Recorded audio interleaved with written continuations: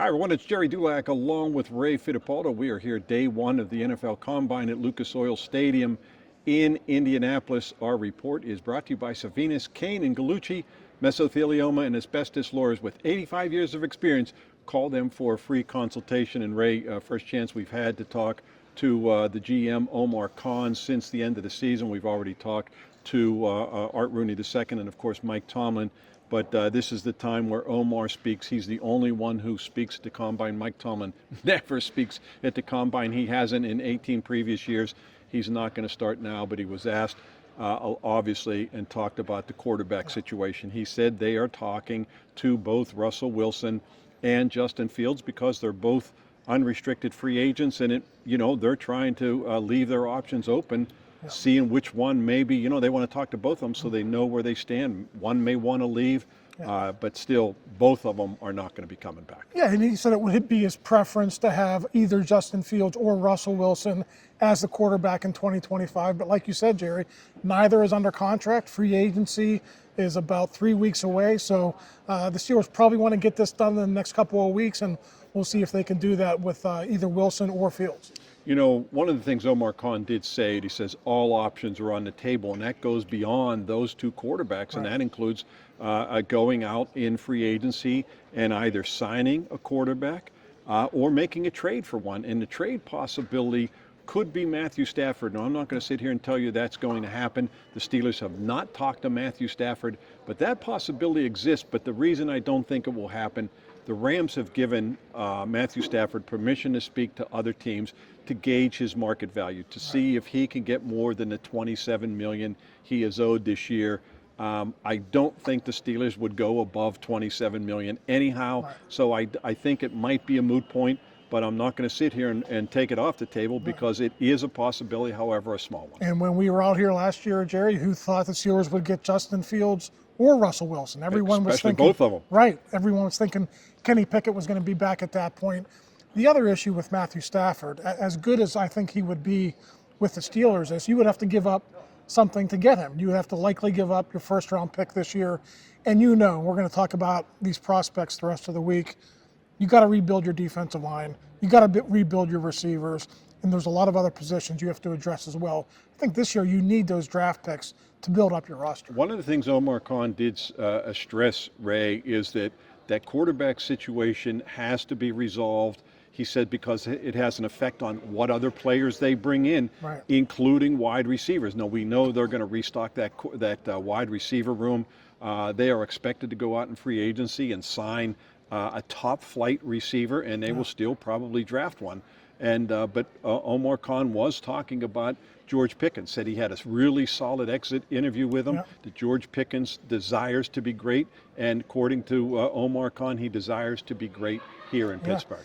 And nothing really probably has changed with George. I think they have three options. They can, A, keep him for the 2025 season, B, they can extend him in the summertime before the season starts, or they can trade him. I think the most likely option at this point, see how it plays out, keep him on your roster in 2025. And listen, Gerry, if he's a problem in October, you could trade him in October. Up until November. Yeah, just as easily as you could trade him in March or on draft day. Yeah, Ray, I fully don't expect the Steelers to extend him in any form. They're going to let him play out the 2025 season.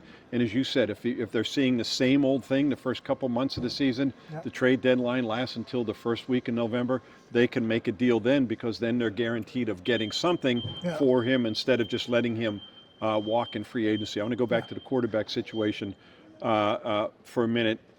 Before anything is probably going to happen with Russell Wilson or Justin Fields, and especially maybe Russell Wilson because he would cost more. The Steelers are kind of waiting to see how the dominoes fall after the Matthew Stafford deal is completed with whatever team that might be. I don't know if that is going to set the market for quarterbacks in free agency. All that being said, Ray, I was told that it is unlikely, if Russell Wilson thinks he's going to get more than $25 million from the Steelers, that ain't happening, that he's going to have to go in the free agent market if he wants something in the neighborhood of $35 million annually. And like you said, let's see what happens with Matthew Stafford. Where does he land? The Giants need a quarterback. The Raiders need a quarterback. The Steelers aren't the only team that's in this position. So, like you said, how much he plays for and where he goes is going to have a big impact on what happens with the Steelers. Yeah, and the quarterback is obviously, Ray, this is 4 years in a row now, even going back to Ben Roethlisberger's final year.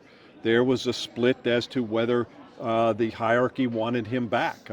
Two of them did not, and one of them did, and that was Art Rooney II, the team president, and Ben Roethlisberger came back. So as long as that possibility exists, we'll see what happens. Justin Fields would seem to be the obvious one because of his age, has it on his side. Arthur Smith likes Justin Fields. We're seeing the quarterbacks in today's NFL certainly morph in that direction, the mobile quarterback. And Russell Wilson was that. Yeah. But he's going to be 37 next year, Ray, and how much, what type of multi-year contract are you going to give him? But all that being said, I'm not going to sit here and tell you it's going to be one way or the other, because being aware of the dynamic that exists in this decision process, either can happen. Yeah, and what do we know about what the Steelers want in their quarterback? Mike Tomlin always talks about quarterback mobility. We also know, Gerry, they want to be a physical team that's able to run the football. And there is no doubt that they were better running the football when Justin Fields was the quarterback as opposed to Russell Wilson. That's really simple math, right? Defenses have to account for Justin Fields in the running game. You don't necessarily have to do that with Russell Wilson. One thing Omar Khan did stress today, in addition, Ray, was the fact that Broderick Jones is going to be the left tackle. That's not a surprise. When they drafted Troy Fautanu, that was done, and they figured they were going to move Broderick Jones to left tackle. It didn't happen last year because Fautanu got hurt, missed the entire season basically. But Omar Khan said today, he says you can pretty much bet that is going to happen. They're going to let Dan Moore go in free agency. They're going to let James Daniels go in free agency. Mason McCormick can step back in there, but Broderick Jones is going to be the left tackle. I don't know if that's going to solve all of Broderick's issues. He does have to get better with his technique. But the good thing about Broderick is he can go from left side to right side. That switching doesn't bother him. I also thought it was interesting, some pretty high praise for Mason McCormick. It seems like they're set on him being the right guard. He, of course, started about 14 games after James Daniels was injured. Yeah, the Steelers think Broderick Jones is extremely talented. He's still young, obviously. He came in young. They just feel he needs to mature a little bit. Ray and I are going to be here all week. We'll be back with more reports from the NFL Combine here in Indianapolis. For Ray Fittipaldo, I'm Gerry Dulac. You're watching Post-Gazette.com.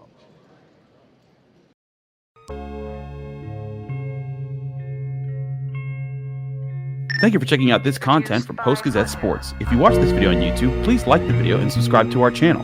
For all of the sports coverage the Post-Gazette has to offer, visit Post-Gazette.com.